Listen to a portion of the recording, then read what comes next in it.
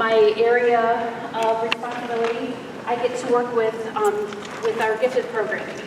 So it is an exciting time for us, especially as new members and want to learn about our programs and exactly how we can best serve of your child, really, and moving forward. And so Nairi Wilkerson is our gifted coordinator. She also teaches 7th grade Enriched Language Arts. So it's a pull-out program for students that are identified as superior cognitive.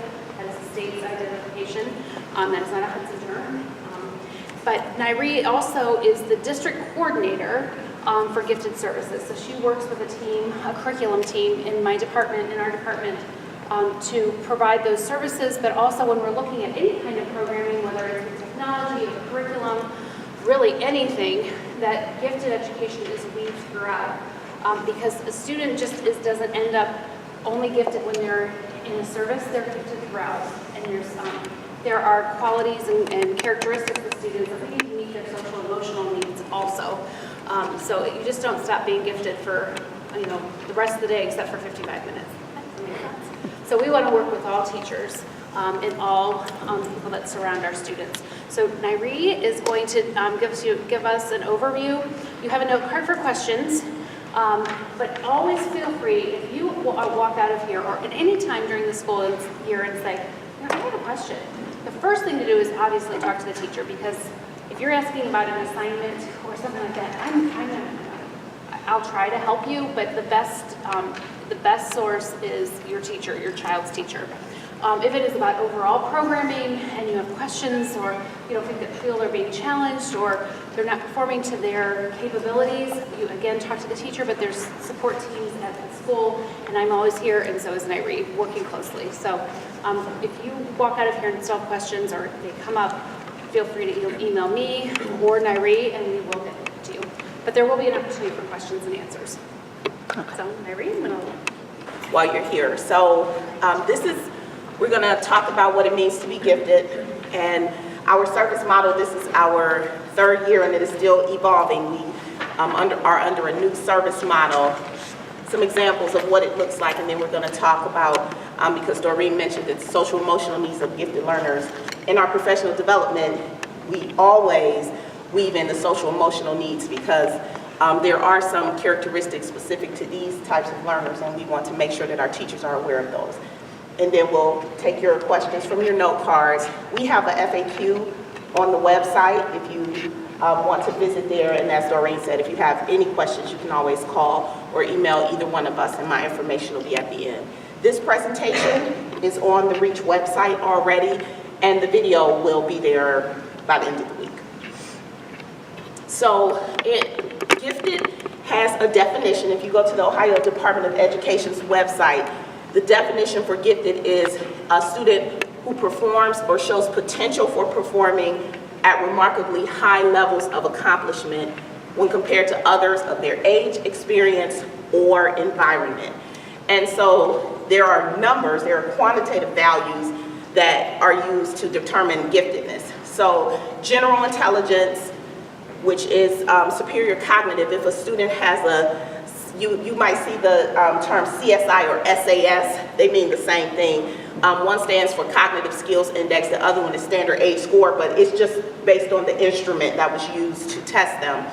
127 for kindergarten and 1st graders, and then 128 or higher for the older kids.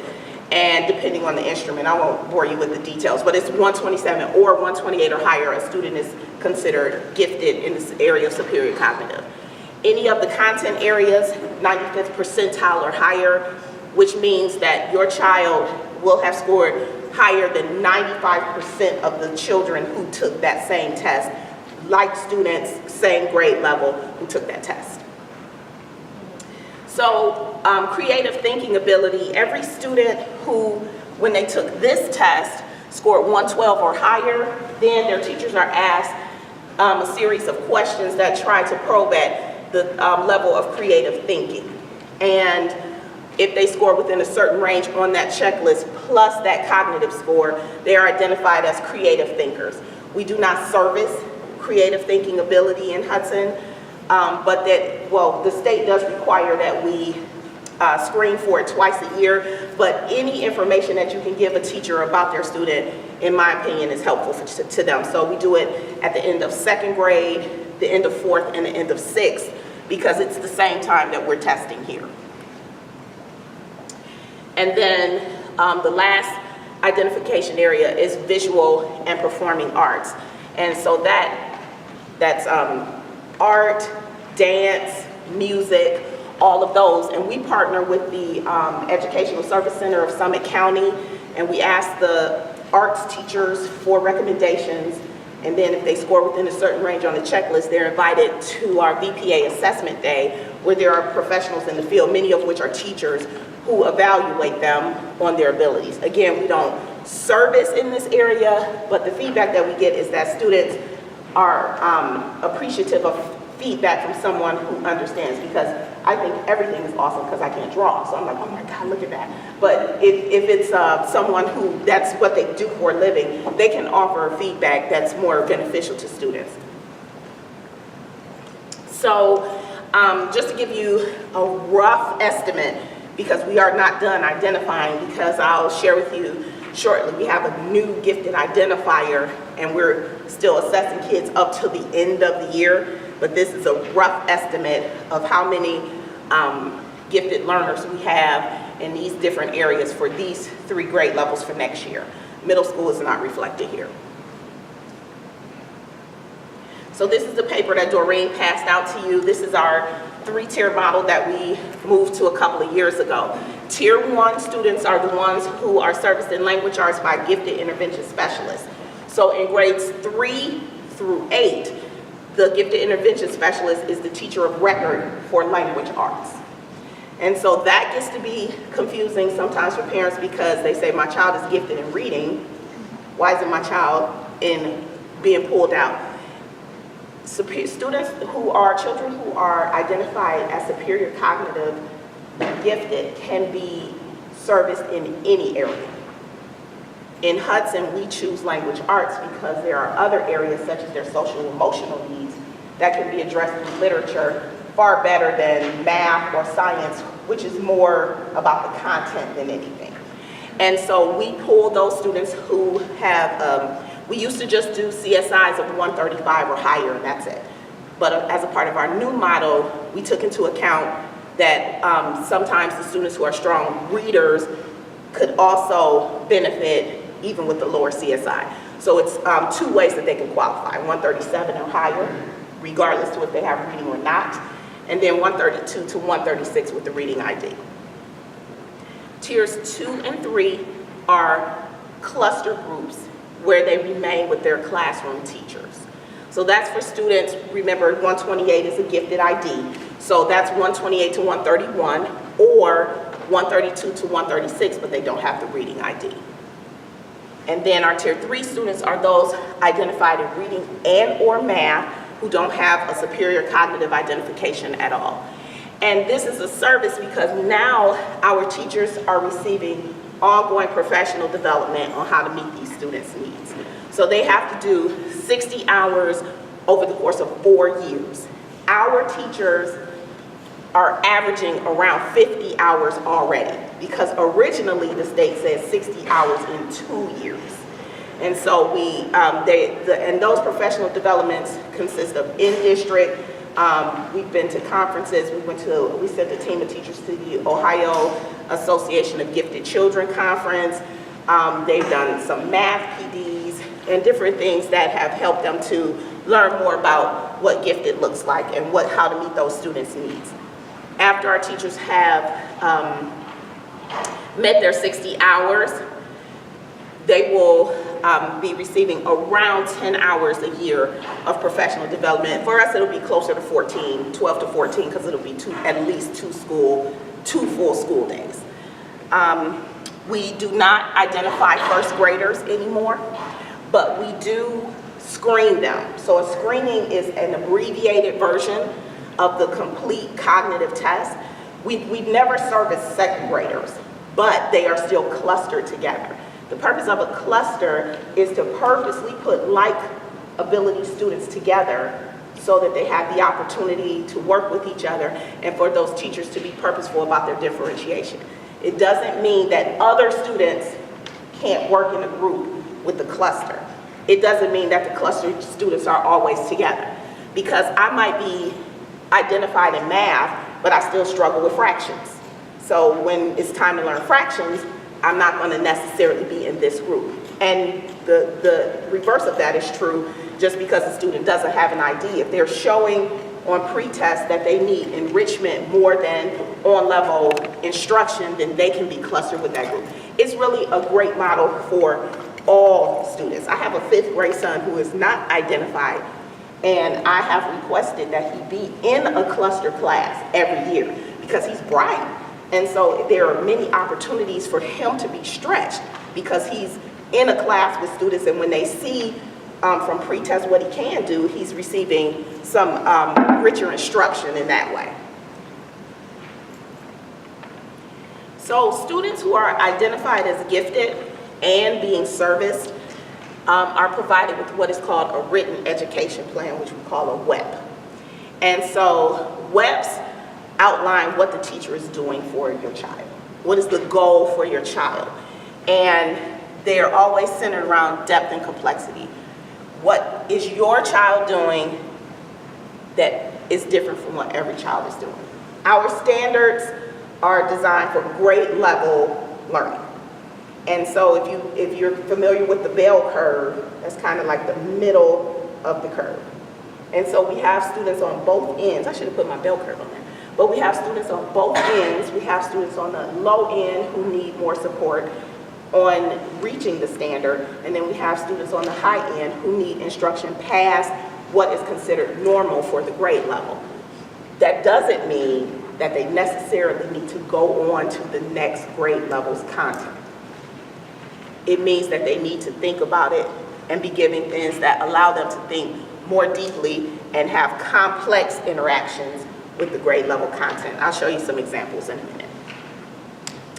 So, this is the general outline of a WEP. Those of you who have elementary students, when you come for conferences in the fall, you're going to sign it electronically. You'll be provided a copy. It'll come home before conferences so that you can read it, and if you have any questions, you can address them when you come to the conference, and then you'll be asked to sign it. So that's just information about their age, all of that stuff, and these are the areas that they're identified in. Then it asks for their interests and their levels of academic and social emotional functioning. And again, you'll receive a copy. So this is their goal sheet. You receive a different goal sheet for every area of identification in which they're being serviced. So if they're reading and math, there'll be 2 different sheets, and this sheet basically asks, what are you going to be doing for them? And then the teacher will fill this out and share that with you.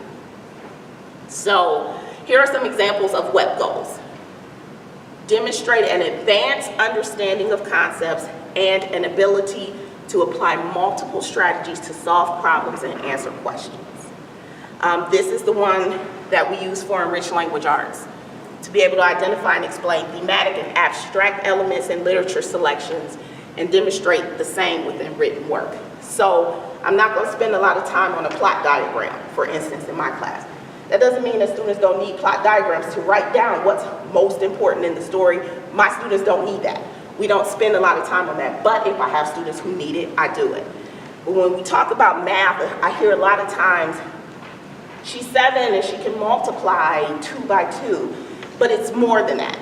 It's more than that. And we want them to be able to think more deeply about the math so that as they get older, the problems that we're finding is when they get here to the high school, they haven't come to understand the whys of math, and then they have trouble with the higher math and translating it over to sciences like physics.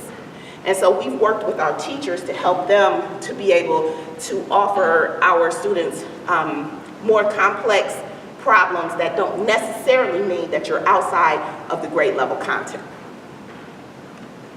So this is a lot. I know this is so against the rules, but this is really important, and so I wanted to read it to you. This is Don't do this if you do a presentation.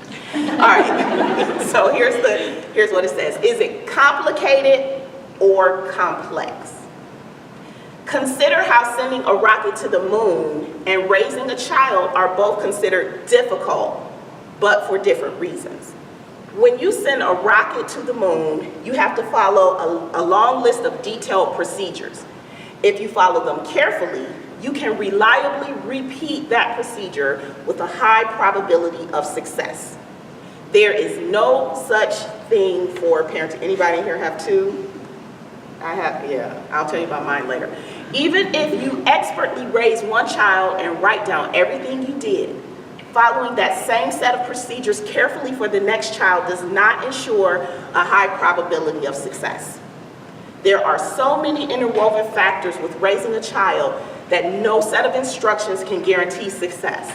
Accordingly, sending a rocket to the moon is a complicated process, whereas raising a child is complex. So what we are trying to do is to help provide our students with complex learning opportunities. My students hate it when there is no right answer. Just tell me what is the answer. And if there isn't one, they're used to it now, it's April. But that's what we're trying to get them to see. One of the second grade teachers, Mrs. Morale, once told me not too long ago, she knew someone who, I think it was her son's girlfriend or something like that, I forget who it was, but applied for a job with Google. And one of the questions was, how would you figure out how to fill this airplane? How would you figure out how many tennis balls it would take to fill up this airplane? So they're looking for problem solvers. There's no formula that was going to help. They were trying to get at what kind of thinker that the person was. And so we're trying to get away from computation, and that's not to imply that knowing your facts is not important, because it does make the other learning easier, but we're looking to provide our students with more complex opportunities as opposed to adding one more digit or a decimal point to make it complicated. So good teaching for gifted learners happens at a higher degree of difficulty than other students. So there's a little analogy on there about Olympic swimming. So they get points for the degree of difficulty. Doesn't mean that they do more dives. It means that their dives are more sophisticated. And that's what we're looking for, more complex, more abstract, and more open-ended and multifaceted opportunities for these students as opposed to their peers. They need fuzzier problems. The ones that are the one that I would give it to you and you try to work it out, and then we come back and we talk about what you learn and what problems you discover from them. And that doesn't mean that any of this doesn't work for other students. I'm not implying that at all, because gifted teaching is just good teaching. But these are the things that will be the focus of how your children will be instructed. It's hard to see, I apologize, but you've probably heard a lot about Bloom's taxonomy over the years, and it's still a good thing. But now we look more at Webb's depth of knowledge. And we really want our gifted students to live here in the strategic thinking area. Extended thinking is when we get more into like problem-based learning, and it does happen, but as daily, we're looking for them to be in a strategic thinking area. So this flow chart I thought was really good in terms of what we're looking for. Are the students recalling something they've learned? If they have, then we're over here. It's not to say that the base knowledge, because you need that base knowledge to be able to go further, but that's not what we're looking for. Is it something new, and does it cause them to have to investigate and think about things differently? That's where we want our kids to live. And that can happen with a regular math problem. It's just what the teacher does to present it and the types of questions that they're asked. We work a lot on questioning strategies in our professional developments. Doreen, you want to say anything? No, not yet. Okay. All right. So strategic thinking, where I said we want our gifted learners to live, requires reasoning and planning and evidence, more so than the other two levels below it. And again, we're looking for activities that are a little more complex and abstract. and demand reasoning. Defending your answer. How do you know that your strategy is the most efficient strategy? Because some of us are going to stick to that one math strategy we know, so help us, but that doesn't mean it's the most efficient. And so asking a question like, how would you defend that your strategy is the most efficient strategy is something we would ask of our gifted learners. Let's see. Multiple answers and justifying your response. We do that quite a bit in my room. So this is an example this is third grade, I think, isn't it? So instead of using a base 10 system, using a base 5 system.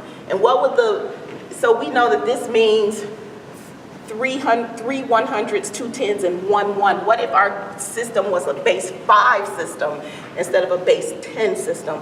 What would these numbers look like? So they're still dealing with the same number operations that everyone else is dealing with, but in a more complex manner. So in language arts, maybe they're asked to compare and analyze multiple works of the same time period or from the same genre. This is one of my favorites. How could you solve this problem besides using the standard algorithm? And a lot of people say, if I know the algorithm, what difference does it make? Well, it really shows that you really understand the math because sometimes algorithms make me think about line dancing. Carry the 2, bring down the 1. But if you have no concept of what that means, if you really understand what it means, then you should be able to translate that into something other than that algorithm.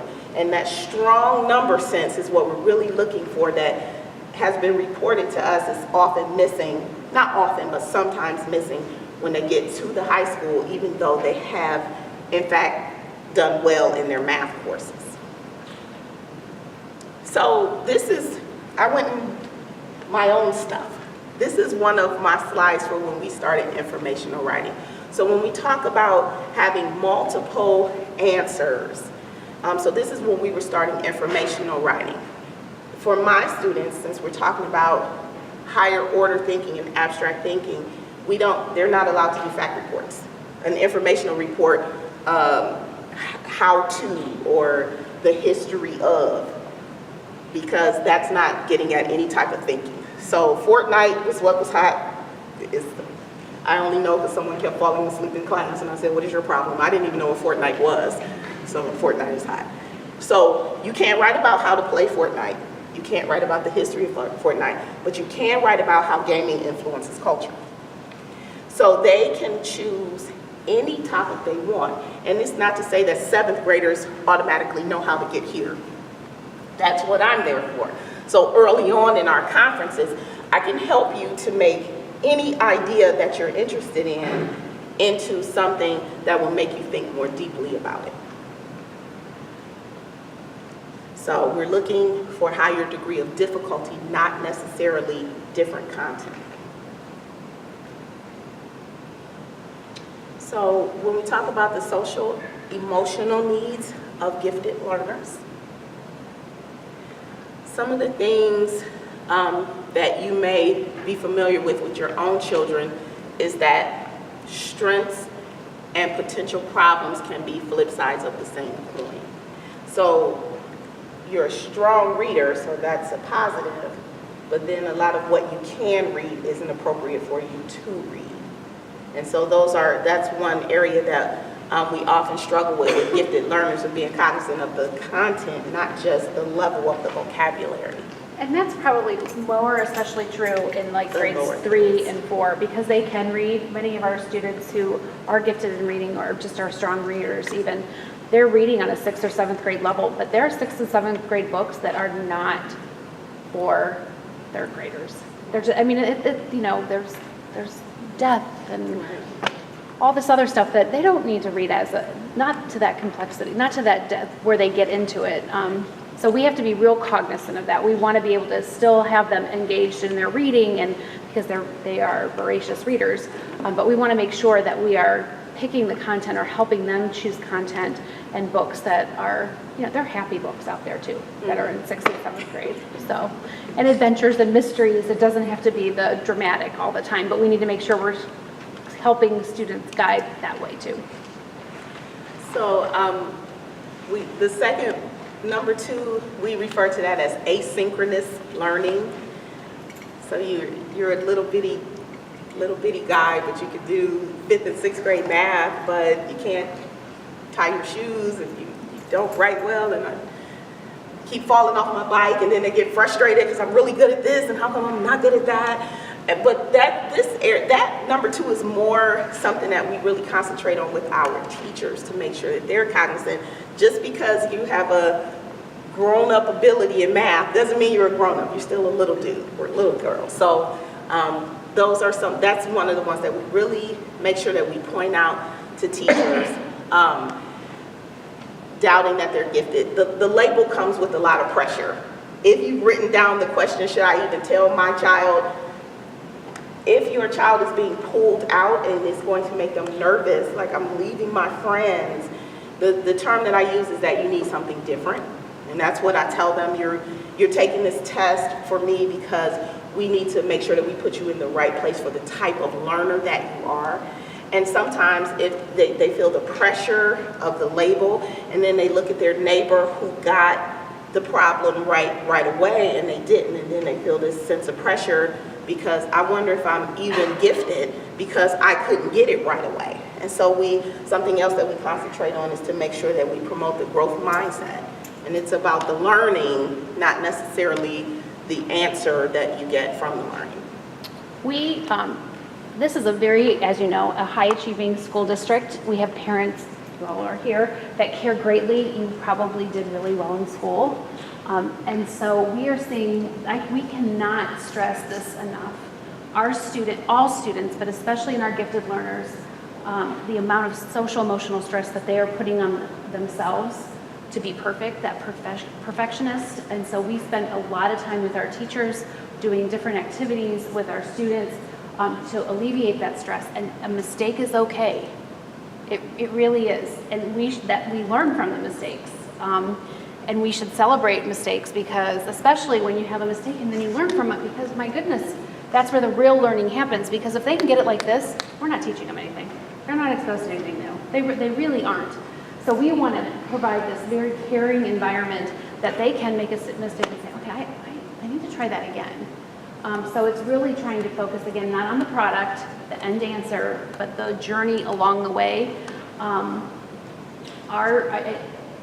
And again, I worry about our society with social media and so many other things that kids they are comparing themselves so quickly and easily to one another, that we, the adults, are the grown people that have a responsibility to say, let's back off, and it's gonna be okay, all right? So I think that we are really stressing that in everything that we do, in our work with our teachers, in the classrooms, with our guidance counselors. There is no magic wand, but the magic wand is your relationship with your child, to be able to talk to him or her and let them know that no matter, they're well loved, whether they get a 98 on their math test or 100.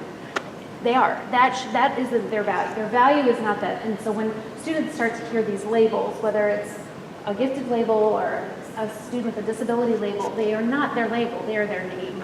They are their person. And we have to live that. And we have to provide our kids opportunities for them to follow their passion. But we are seeing great stress and anxiety in our kids, and we have to be held accountable for that as adults to make sure to help foster a caring and loving environment and a caring and loving relationship with our students and with your children. It's really important. And I know you know that, but we have to check our own actions and say, I have more stress. And I do that with my middle child. And I have to stop myself. So, sorry. It's okay. And so even with that, when we talk about adults, sometimes we do things and we don't do it purposefully. One of the things I had to point out to the teachers in PD is that the gifted kid doesn't always want to lead the group. They don't always want to be the one who sometimes they feel pressured or they feel like then I have to do all the work, or sometimes they just want to be a member of the group. So so when you're grouping kids, Johnny is gonna sometimes we just have to be aware of the pressures that we even put on them in the classroom. And none of this is purposeful, but it's just important when we point those things out. And then, so once we start talking about grades and things like that, then they become less risk takers because of the fact that they don't want to be wrong.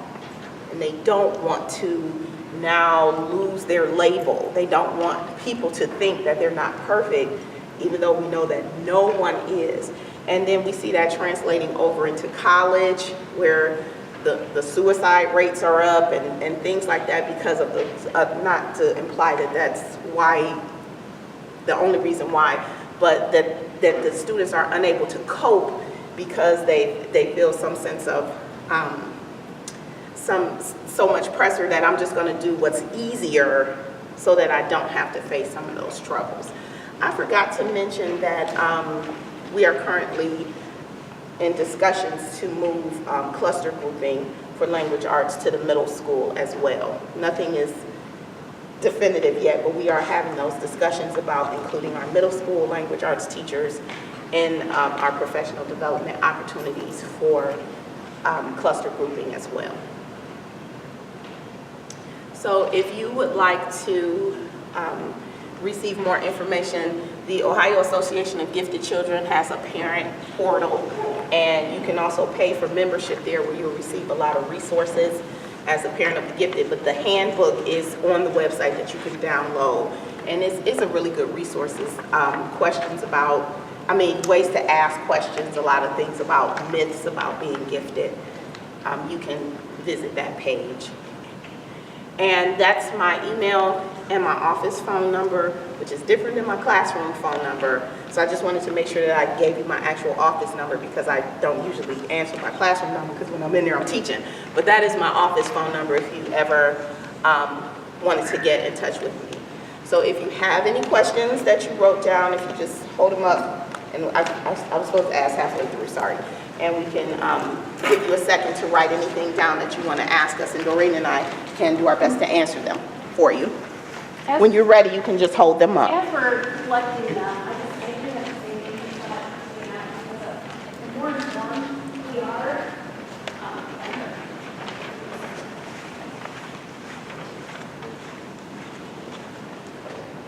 Okay, I have a quick question. How are Tier 3 students served in the middle school? That's what we're exploring. For those 95s and I hate to talk about score and stuff that they're not a score. So I'm only going. The students that are identified in language arts in middle school, we are almost to the final decision point that we will be clustering them. In math, it's a little bit different because we have so many different pathways in mathematics based on where a student performs. And then yes, you have a WEP. A WEP has to be, by law, be reviewed annually. So I'm sorry. What? And then the difference with math. The difference with math too is that you don't necessarily have to be gifted to be accelerating in math. That's based more on how quickly you're excelling through the content.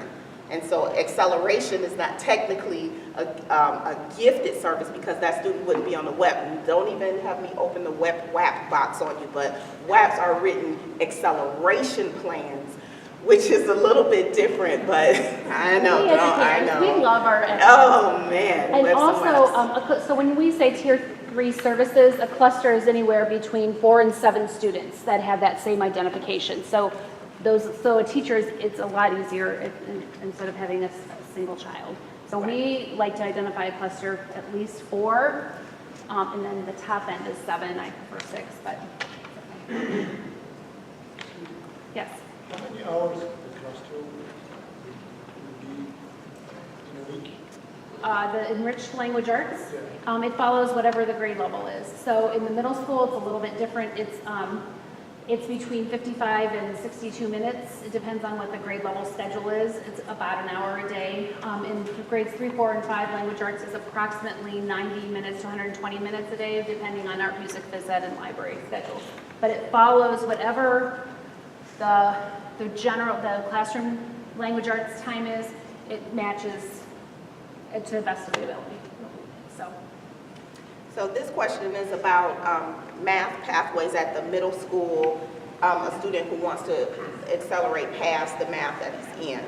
And so our sixth graders will be testing at the end of the year. They may have around this time to decide which pathway they go on. But if you are not satisfied with the math placement that your child is placed in, there is a acceleration request form on the Gifted website. And so with that, then we have an acceleration team, and we come together, and there's also a flow chart on the page if you want to see how that works. And the first thing we do is gather data, of course, and then we meet as a team. We'll call you in, and if there's need for more testing, we do that as well. So it would start with an acceleration request form, which is on the website. Okay. Tier 2 and Tier 3 are both clustered. What's the difference? Tier 2, if you should I go back? No, that's right. You want to go back? No, that's all right. Tier 2 still has a cognitive ID. So a cognitive ability is that 128 and above in third grade and on. So those Tier 2s have a cognitive ID, and then they could have either a math or language arts, but it's not necessary. Right. But we do make sure that if they're Tier 2 and math, that They're those together. students are together. So there may be a Tier 2 cluster that doesn't have math, but if they are also identified in math, their teacher will be receiving professional development in math specifically as well. So, so between Tier 1 and 2, or the other tiers really, are other than being pulled out, is the curriculum also different between 1 and 2? And I really tried to give you a glimpse of what happens. It's really delving into comparing and contrasting, making conclusions. Some of the higher level kids in a general education classroom, not a gifted classroom, may do that if they're ready for that. They do some comparing and contrasting, but the depth of what's expected is something that is different. Also, a student may read a book in class. I know, give me a book. The Devil's Arithmetic. Okay, the Devil's Arithmetic. And then may have to compare that plot to another plot, or compare characters and what were the differences or what were the parallel themes. So it just depends on what it is, but they're taking it to a higher level in the gifted intervention class. A lot more writing also. And pacing. Yeah, the pacing is yeah. pretty quick too. Yeah. Our students moved in the tiers, moving up or down. No, once you are in Tier 1, you're pretty much in Tier 1. So you don't move up, down. but not down. You don't, right. You move up, but you don't move down. Your highest score is the one that we consider. So whatever your highest, so if you are 138 and then the next time you're 120, you're not that doesn't negate the 138. So it's your highest score, not your latest. So you can always move up, but not down. Two more? Okay. Does anybody else have one you want me to come and grab? Yes, awesome. This is a great question. In third grade, or really grades 3, 4, and 5, if your child is in the pull-out program, so Enriched Language Arts, Tier 1, could they also be serviced in the cluster for math? Yes, absolutely. So we make sure those Tier 1 kids, so if they're being pulled out for Language Arts in grades 3, 4, and 5, that if they also have a math ID, they're clustered in the same classrooms. Okay. Do the students remain, yes, once gifted, always gifted.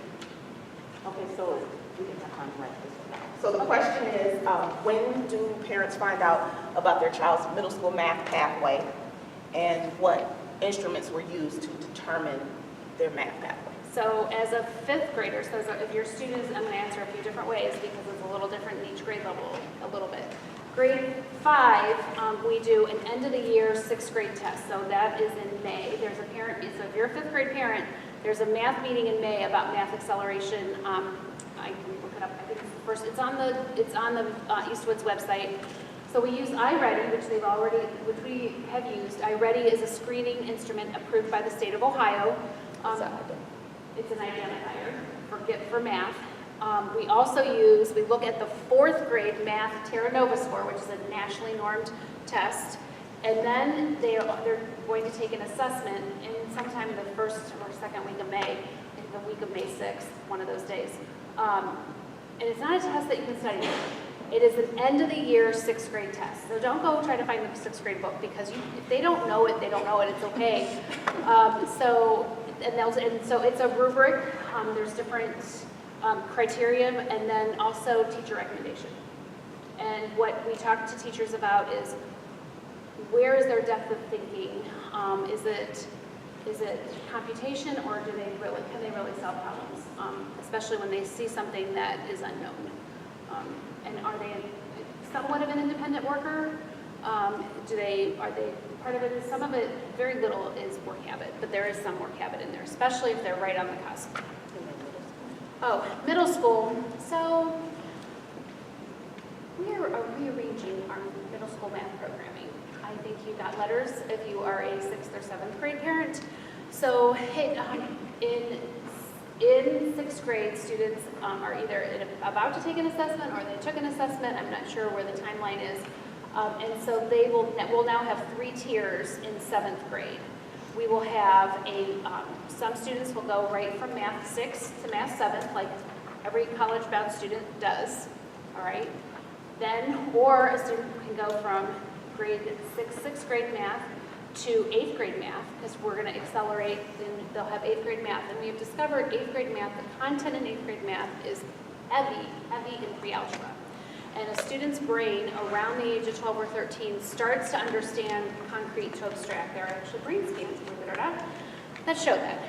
So we decided that we probably need another tier at grade 7 instead of jumping to 3 tiers in grade 8. So a student in grade 6 can go from 6th grade math to 8th grade math. Or they can go from honors 7th grade math, Honors 6, which is 7. Right, honors 6th grade math is really 7th grade math with some 8th grade math compacted in there. They can go from honors 6 to 8th grade math, and it's just regular 8th grade math that's considered an acceleration. Or they can go from honors 6th grade math into algebra 1, high school credit. It's not part of their GPA though. At that age, we don't want to kill their GPA when they're 12. So, and not that it's not going to kill their GPA. They do get high school transcripted credit. Then in 7th grade, if you're a 7th grader, the child is in 7th grade this year, they will take an assessment. The last year 7th grade will have an assessment. It is a teacher-made assessment. We are using different sources for the items. And then a 7th grader currently would go into either 8th grade math, algebra 1, or honors geometry, transcripted credit for algebra 1, honors and GPA, transcripted credit, 8th grade geometry. They take the state test in honors algebra. It goes towards their graduation points. So does algebra in 7th grade. So anytime they sit for an algebra test, it is the high school algebra test. It goes for graduation requirements. But the only ones who are taking geometry as 8th graders are the ones who took algebra as 7th graders. So we don't have any students who are in 7th grade, regular 7th grade math, on-level math, that jump into geometry. Another question was, if my child is identified in both reading and math, is there a cluster for that? Yes. So we have, that doesn't mean that there won't be some who are just reading or math, but the ones who are identified as both are all clustered together. Because remember, we want a cluster to be 4 to 7. So if it's just 2, we'll cluster, we make some more reading or some more math to make a better cluster. Do we have any other questions? Go ahead. How do you know which tier you're doing? Like, I have my letter, I'm trying to figure it out. I know. This is a lot. Do you We feel don't- like you need Dick Tracy's secret Dakota? Yes, we don't get it right sometimes, right? I can look at your letter when we're done to help you. Are there any other questions? If we have questions specific to our own child's assessments, who should we direct those to? What grade level? Current board. Okay, so I was just saying, because if it's a 6th grade, if you're in middle school and you have a math question, your first line of defense is going to be to your teacher. So I'm not pawning it off, but you can come to either me or tonight read. I'll be here for a few minutes. What, middle school, if it's middle school math, your first question should be to the teacher. You said the 4th graders go to the teacher. You can go to me too. You can come and talk to either one of us. Yeah. Or you can talk to the teacher. But. Yes. My son is in 67. So I go to those, so I just want to understand. Here in the 7th grade, Math. that's the 9th grade. Okay, What's so going- this Terra Nova has nothing to do with placement in math in the middle school. So that ID, your gifted ID it doesn't have anything to do with your placement. It has everything to do with what class they're ready for. Because the Terra Nova is asking how much you know of the on-level material, but in acceleration, we're talking about whether or not you're ready to skip the next grade level's material. So it does speak to your child's math ability, but it doesn't speak to whether or not they're ready to skip the next level of content. So an identification is good information to have, but it doesn't have bearing on accelerating past the next grade level. But what are the 3 years the 7th grade math called? Math 7, Math 8, Algebra 1. That's what they're called. Including what are Right. Yes. Well, yeah, because of the content, yes. So that math. 8. So it's 8th grade math. So it's the 8th grade math book, the 8th grade expectations. They'll take the 8th grade state test in math, and they're in Math 8. Math 7, they're on grade level. They'll take that, or they'll take the algebra. Is this a big lesson? Yeah. Yes. Yes. Grade 7? Yes. Yes. And they're based on the content standards for that grade level. So the 7th grade math teachers are overall addressing the 7th grade math standards. That's why we call them Math 7, 8, and then algebra has its own standards. So the teachers are addressing those. Of course, they can move up or down in the standards as they need to, but that's the core of it will be if your child is in Math 8, it's going to be doing 8th grade math standards work. And this is new, you said it would Just change? for grade 7, it's new. And the current program right now is that they would go from honors Math 6 to honors to algebra. So there are only 2 levels. Currently, this year, where we're sitting, there's 2 levels of Math in 7th. We added a 3rd for school year 1920 and beyond. And because of the putting it in They're pulling all that together. I'm not sure when we have state testing going on right now. I have no idea who's testing where unless I look at my calendar. So I don't know. Yes. So we have a specific question. I'm a 6th grade math student. We have a specific question about where he's going next year. I'm not sure if they know that yet. Okay. Yeah. I don't think they know that yet. Prepared. No. So if you are a 6th or 7th grade parent, I'm part of the they, we know where your child's going yet. Okay. Okay? We will soon, but I just don't know when. And then we'll get a letter and a packet of what Yes. he's doing this summer? Yes. That's what I need to know. Thank you. Yes. Yes. I understand that the Terra Nova is recommended some replacement for 7th grade math, but what other assessments are used? Is teacher opinion?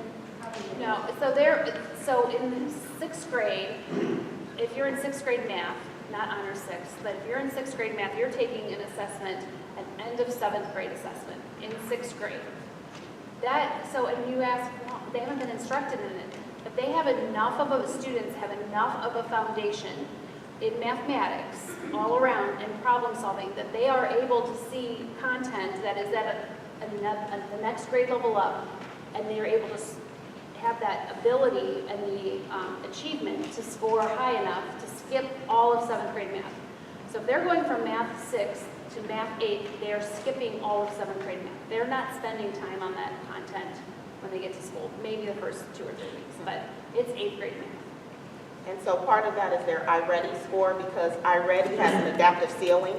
So it'll just keep giving them harder problems as they're solving, and then it'll end up balancing them out at a certain area. We look at the algebraic thinking and number sense sections because measurement and geometry really aren't playing a role in the decisions that we're trying to make. And of course, their teachers'